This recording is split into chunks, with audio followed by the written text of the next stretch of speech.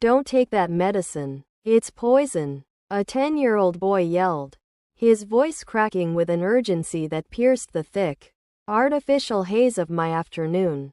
I froze, my hand trembling inches away from the small amber bottle.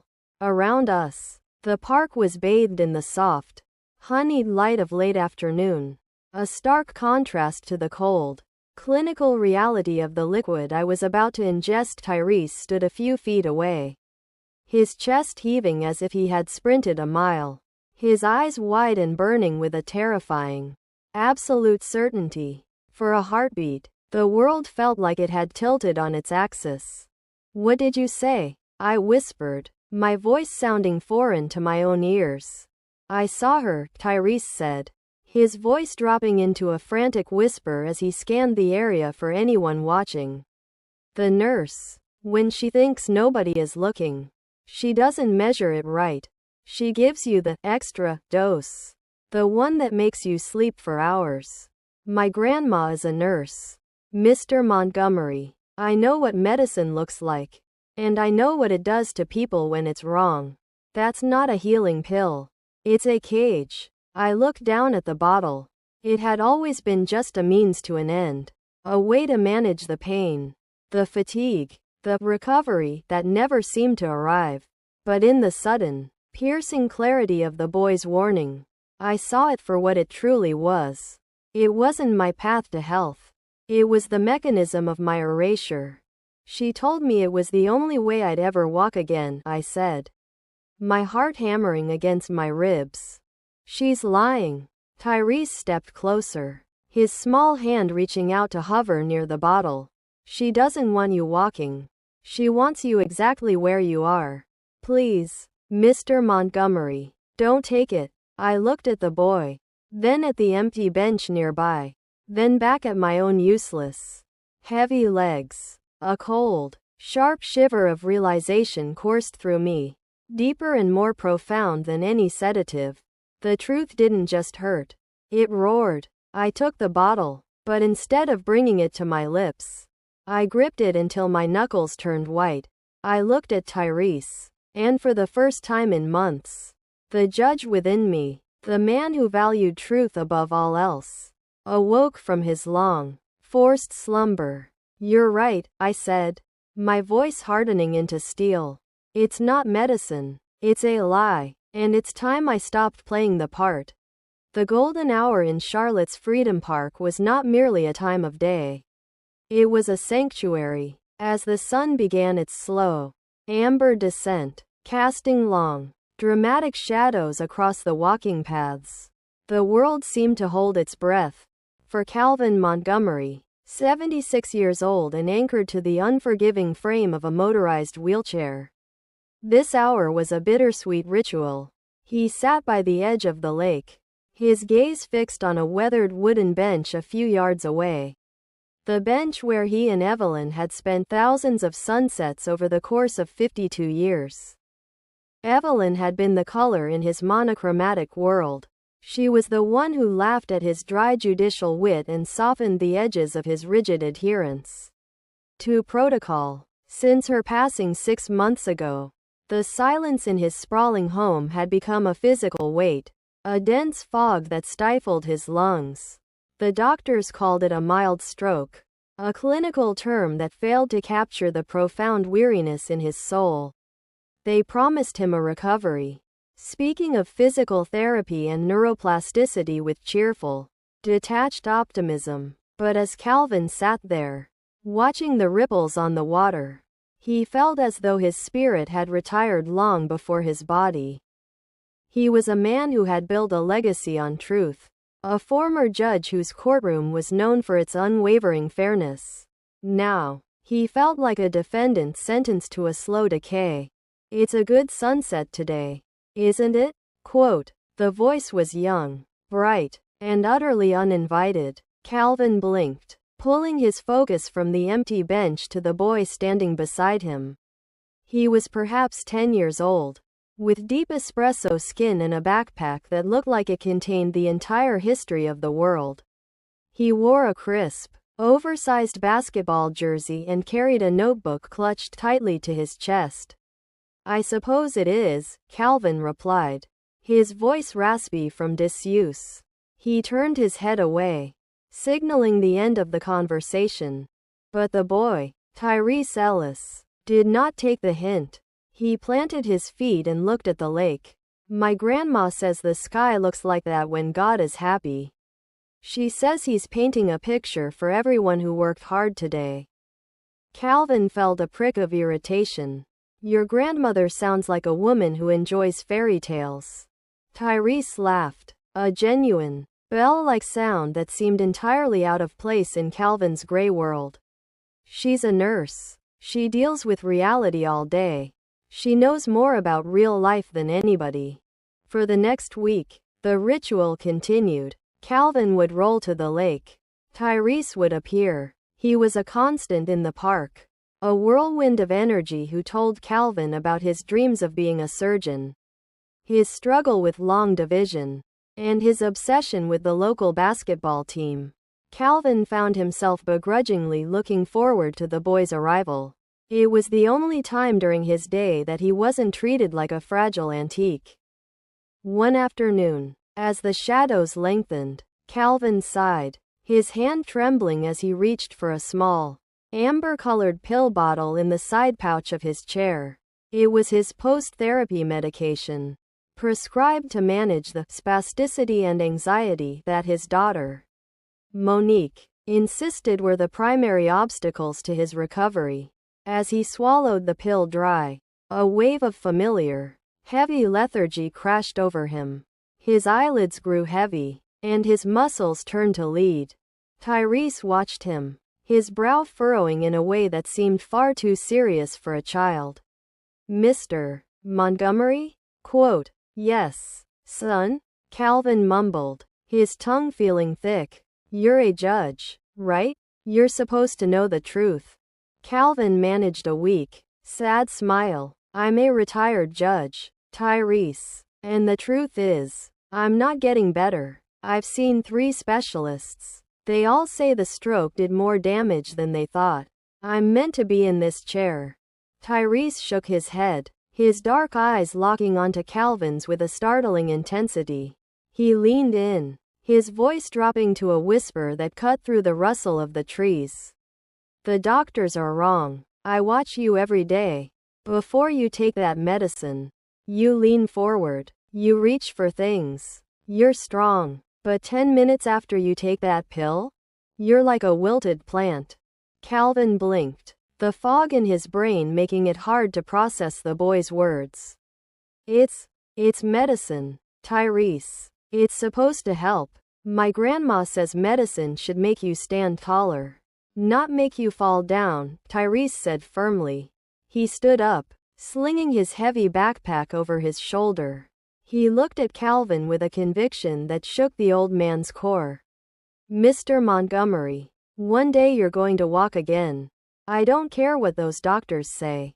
I see you. As the boy walked away, jogging toward the park exit, Calvin sat in the deepening twilight. The medicine began to take its full, crushing effect. Pulling his head toward his chest, he felt helpless, trapped in a body that felt like a prison. But for the first time in months, he didn't just feel the weight of his grief. He felt the cold, sharp prick of a question. Why did the medicine make him weaker? He remembered his life before the stroke, a time before the haze. As the light faded from the park, Calvin looked at the empty bench where Evelyn used to sit. He didn't see an ending anymore. He saw a beginning. The luxury of the Montgomery estate had always been a source of pride. But in the months following Evelyn's death, the expansive home had transformed into a gilded cage. Monique Montgomery moved through the halls with the practiced grace of a saint, her every action curated for public consumption. She was the quintessential devoted daughter. Her Instagram feed a carefully filtered montage of caregiving chronicles, tributes to her father's resilience and her own selfless sacrifice. In reality, the home was a fortress of isolation. Monique had effectively severed Calvin's tether to the outside world. She claimed that professional burnout necessitated he take a hiatus from his social circles. Old colleagues from the bench who called to check on him were met with Monique's rehearsed, trembling voice, explaining that her father was resting or too fragile for visitors today. She controlled the incoming mail, the telephone lines, and, most crucially, the medical staff. Calvin's life was reduced to a rhythm of enforced sedation. It was a cycle of quiet, controlled decline. Monique's husband, Darius King, a man whose ambition often outpaced his professional successes, played the role of the concerned son-in-law with slick efficiency. "Dad, you know we only want to protect what you've built," Darius said one Tuesday, sliding a thick stack of legal documents onto the mahogany dining table. His voice was smooth, oily. "With your current condition, the estate is vulnerable. We've had the attorneys draft this power of attorney and a trust transfer. It's just to ensure that the foundation stays in the family. It's temporary, of course, until you're back on your feet." Calvin stared at the papers. His mind felt like it was drifting through a thick soup, the result of the medication he'd been forced to take an hour earlier. Every time he tried to focus on the text, the letters blurred into indecipherable patterns. He felt a deep, ancestral sense of alarm, a warning bell ringing in his gut, but his tongue felt heavy, anchored to the roof of his mouth. "Just sign here, and here," Monique prompted, her hand resting gently but firmly on his shoulder. Her grip was like a vice, though her smile remained plastered to her face. "You've worked so hard for 50 years. Let us handle the heavy lifting now. You deserve to rest." As he signed, his pen trembling against the parchment, Calvin felt a profound sense of violation. He wasn't just signing away his assets. He was signing away his agency. Following the signing, the atmosphere in the house shifted. The mask of kindness began to slip in the quiet moments.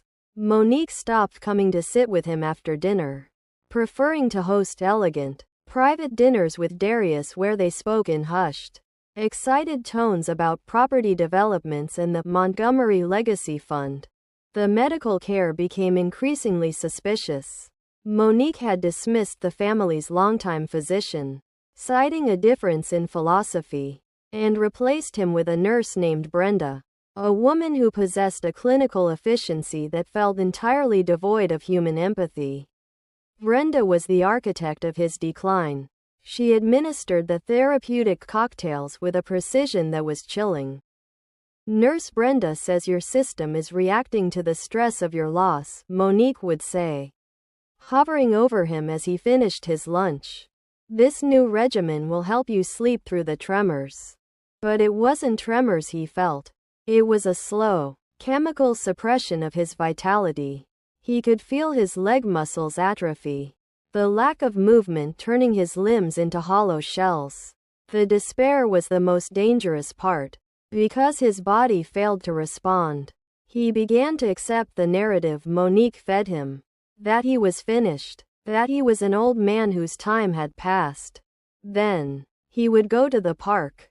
The transition from the oppressive quiet of his home to the vibrant chaos of Freedom Park was jarring. There, he met Tyrese. The boy brought a world that existed outside of Monique's carefully constructed reality.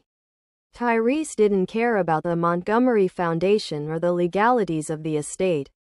He cared about the fact that Calvin had once been a judge who stood up for the rights of the underdog, and he cared about the fact that Calvin still had a spark of life in his eyes.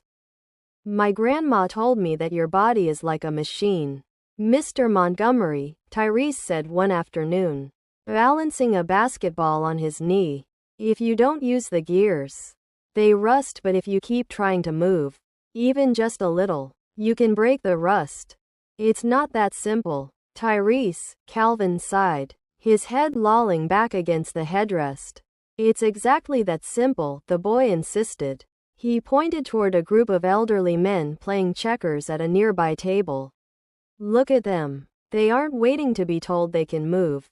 They're just moving. Calvin watched them. His heart, usually heavy and sluggish, gave a faint, rhythmic thrum. He looked at his hand. Resting on the armrest, he focused every ounce of his remaining willpower on his index finger. He willed it to twitch. For a long, grueling minute, nothing happened. Then, a microscopic movement, a tremor of resistance against his own inertia. He looked at Tyrese, who was watching him with wide, hopeful eyes. The boy wasn't looking at a broken man. He was looking at a man who was still capable of choice. Monique wanted him to disappear into his own life, to become a quiet, compliant ghost in his own mansion. But as he sat there, feeling the grit of his own defiance returning, Calvin realized that even a shadow could cast a long shape if the light hit it just right. The game had changed, and he was finally ready to start playing. The weeks following his breakthrough with the finger twitch became a period of intense, secret observation. Tyrese had become more than just a park acquaintance. He was now a scout. He began to keep a mental, and sometimes scribbled, log of Calvin's behavior. "You're different, Mr. Montgomery," Tyrese noted one Thursday. "You're watching them more." Calvin was. Indeed. He watched Monique as she paced the patio, her phone pressed to her ear, her face twisted in a mask of calculated impatience. He watched Brenda, the nurse, as she prepared his afternoon dose with a focus that was too meticulous for simple vitamin supplements. He began to notice the subtle cues. The way the light caught the slight, yellow tint of the liquid in the syringe. The way the house fell into a tomb-like silence the moment the medication took hold. The turning point occurred on a Tuesday. Tyrese was in the park, officially testing out a new digital recorder he had received for his birthday. Eager to capture the local songbirds for his school science project, he had been crouching in the bushes near the path where Monique often wheeled Calvin for their designated outdoor time. As Monique pulled the chair into the shade of a large oak tree, she received a call. She stepped a few paces away, her voice dropping, but the afternoon air was still, and the microphone on Tyrese's recorder was highly sensitive. "I don't care about the side effects, Brenda," Monique snapped, her voice stripped of its usual melodic, doting tone. "The bank is breathing down our necks about the foundation's liquidity. If he doesn't sign the final transfer, we're looking at a total audit. Keep him down. I need him compliant, not capable. Give him the double dose if you have to." Tyrese felt his blood run cold. He didn't know what a liquidity crisis was, but he understood the word compliant. He knew that when someone said they needed someone else to be not capable, it meant something wicked was afoot. He waited until Monique walked back to the chair to begin her performance of the loving daughter. Then he quietly retreated. He ran the 2 blocks to his grandmother's house, his heart hammering against his ribs. Mrs. Ellis, a woman whose face was a map of hard-won wisdom, listened to the recording. Her expression moved from confusion to sharp, protective fury as the audio played. She didn't hesitate. "Tyrese," she said, her voice steady, "you did the right thing. But we cannot go to the police yet. If she knows we know, she'll hide the evidence or worse. She'll move him somewhere we can't reach him." The next day, under the guise of an errand, Mrs. Ellis accompanied Tyrese to the park. She approached Calvin's chair with a polite, neighborly warmth, but her eyes held a gravity that made Monique instinctively tense. "Mr. Montgomery," she said, placing a hand on his shoulder, "my grandson has developed quite an interest in medicine. He's been concerned about your recovery. He tells me your medication regimen is quite intensive." Monique stepped in instantly. "Oh, thank you for your concern. But we're under the excellent care of specialized doctors. We don't need unsolicited advice." Calvin, however, saw the fear in Monique's eyes. He felt a surge of adrenaline that defied the sedative. He looked at Mrs. Ellis. And for the first time in months, he spoke with the firm, authoritative cadence of a judge. Actually, Monique, I would like to hear what she has to say. I think a second opinion is long overdue. Monique paled. Dad, don't be ridiculous. It's too late in the day for. Quote, it is exactly the right time, Calvin interrupted. Through Mrs. Ellis's connections, they didn't go to a standard GP. They secured a quiet, private appointment with a retired forensic pharmacist and a trusted physician who specialized in elder abuse. The examination was brutal in its clarity. When the physician emerged from the exam room, he looked at Calvin with profound sympathy. Mr. Montgomery, you aren't suffering from stroke-related decay. You are being chemically suppressed. The dosage of muscle relaxants and benzodiazepines in your system is enough to keep a healthy man incapacitated, let alone a patient in recovery. Calvin sat in the quiet office, the air heavy with the weight of the betrayal. He thought of his daughter's hand on his shoulder, the way she had whispered about protecting him while she was systematically erasing his very existence. He didn't cry. He didn't scream. A cold, hard clarity descended upon him.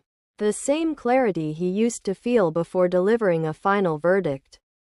Brenda, he whispered, though she wasn't in the room. He realized then that the nurse was merely an employee.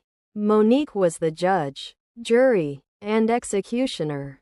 He looked at Tyrese, who stood in the corner, eyes wide and brimming with tears. You were right, son, Calvin said, reaching out to squeeze the boy's hand. I'm not broken. I was just being lied to. He turned to the doctor. I need you to help me. But not today. Today, we play the part. We make them think they've won. The strategy was one of tactical deception, the kind Calvin had observed in high-stakes litigation for decades. To dismantle a lie, you must let the liar build their house of cards as high as possible before you pull the base. Back at the estate, Calvin resumed his performance. He feigned the same heavy-lidded lethargy, the same sluggish movements that Monique and Brenda expected. But the reality of his life had shifted entirely. Under the guidance of the ethical physician and a covert physical therapist, a woman who visited under the guise of an auditor for the estate, Calvin began the agonizing, miraculous work of reclaiming his body. He stopped taking the sedatives.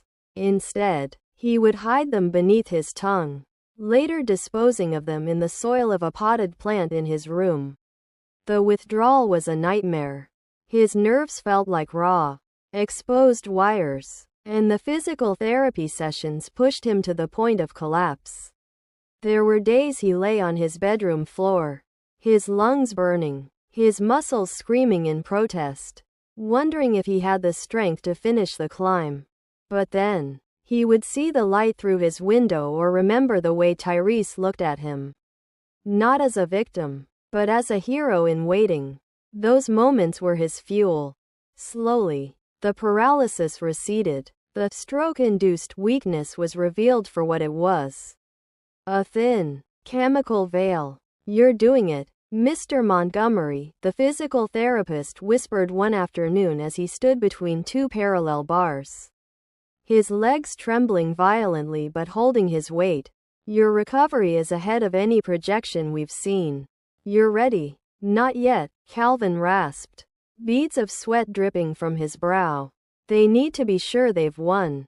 They need the gala. While he reclaimed his body, his attorney, acting on the evidence gathered by Mrs. Ellis and the forensic report, was quietly deconstructing the financial web. They found the forged signatures on the trust deeds, the illicit transfers to offshore accounts, and the direct payments to Brenda. The betrayal was deeper than he had imagined. Monique and Darius hadn't just been stealing his money. They had been planning to commit him to a long-term care facility, one where he would be silenced permanently. The Montgomery Family Foundation Gala was to be the grand finale of their deception. It was a black tie affair held at the city's most prestigious ballroom, designed to signal to the community that the transition of power from the ailing judge to his daughter was complete. On the night of the gala, the room was a sea of velvet and diamonds. Charlotte's elite, judges, donors, and city officials mingled under the crystal chandeliers. Monique stood at the center of it all, radiant in a designer gown, her face etched with the perfect amount of daughterly concern. "My father's condition is heartbreaking," she told a group of prominent donors, her voice catching on cue. "But we are so honored to carry his torch. Tonight, we formalize his retirement from the board. It's what he wants. He's tired." Darius stood beside her, a smug smile plastered on his face as he gestured toward the stage. The crowd turned toward the side entrance, where the grand doors opened. Calvin's personal assistant, who had been coached to act as a stooge, rolled an empty wheelchair onto the stage. The audience gasped. A respectful, somber silence fell over the room. Monique stepped toward the microphone, her hand trembling, partly in performance, partly in anticipation of the final signature. "It has been a long journey," Monique began, her voice echoing through the silent hall. "My father cannot be here with us tonight, but he has entrusted us with his legacy. We are so proud to announce." Quote, "I don't recall giving anyone that trust," a voice boomed. The tone was unmistakable. It was the voice of the courtroom, commanding, steady, and terrifyingly clear. The ballroom froze. Every head whipped toward the back of the hall. The double doors swung open. Standing there, silhouetted against the bright foyer lights, was Calvin Montgomery. He wasn't in his chair. He was wearing his formal suit, leaning slightly on a cane, his shoulders squared with the strength of a man who had reclaimed his life. He didn't run. He didn't rush. He walked. Each step was deliberate, a rhythmic declaration of his survival. The sound of his leather soles clicking against the marble floor sounded like gunfire in the absolute silence of the room. Monique's face went the color of ash. She stumbled back, the microphone in her hand emitting a high-pitched screech. "Dad? You can't be." Quote, "I am Monique," Calvin said, his voice ringing out, "and I am very much awake." He reached the steps of the stage, his eyes locking onto hers. There was no hatred in his gaze, only a profound, devastating disappointment. He climbed the stairs, one step at a time, and stood tall before the audience. He had been a judge for 30 years, and he had never had a case as clear as this one.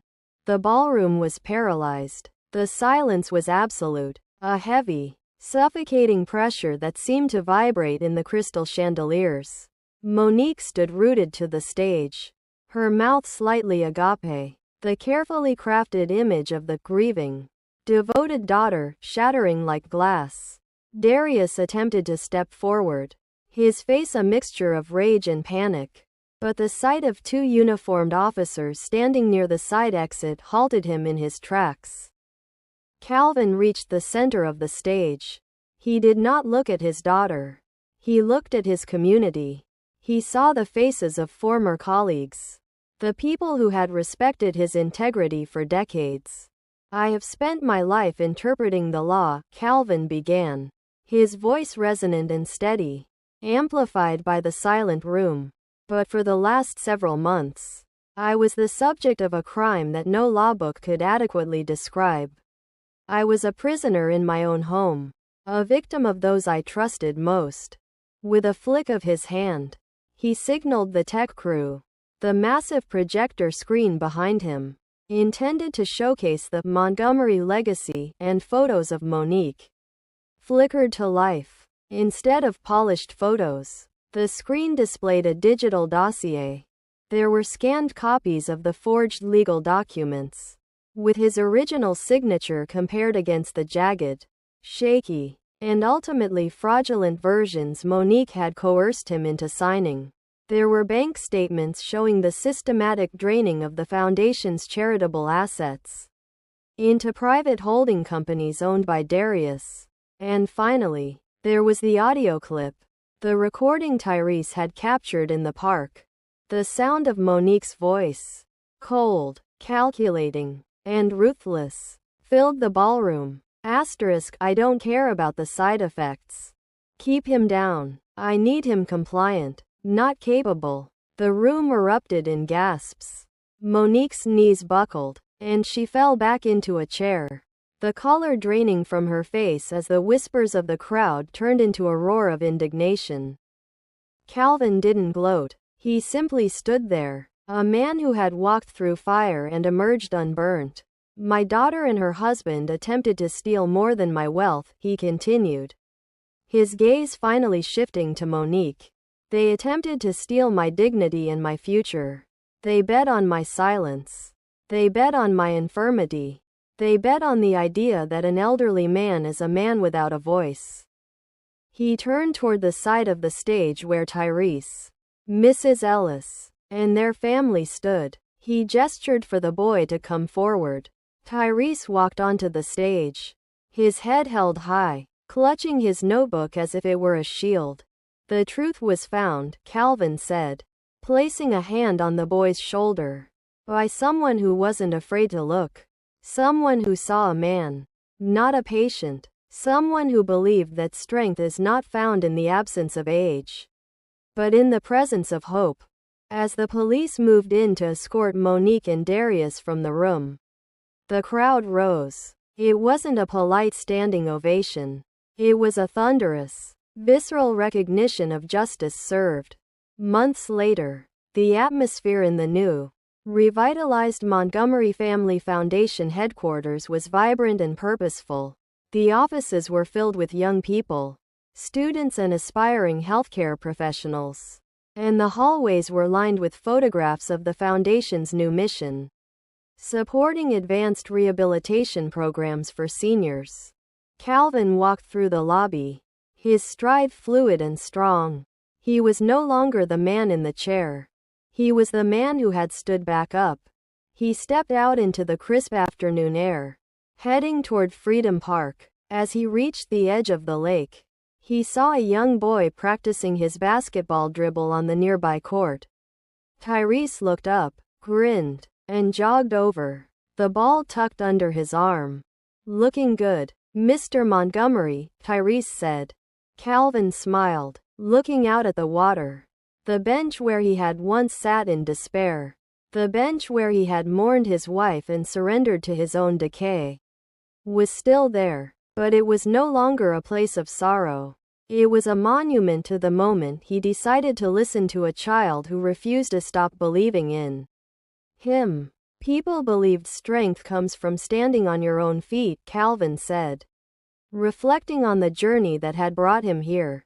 I learned that real strength sometimes arrives in the voice of a child who refuses to stop believing in you. They walked along the path together, an unlikely pair, the retired judge and the young boy with a future in medicine.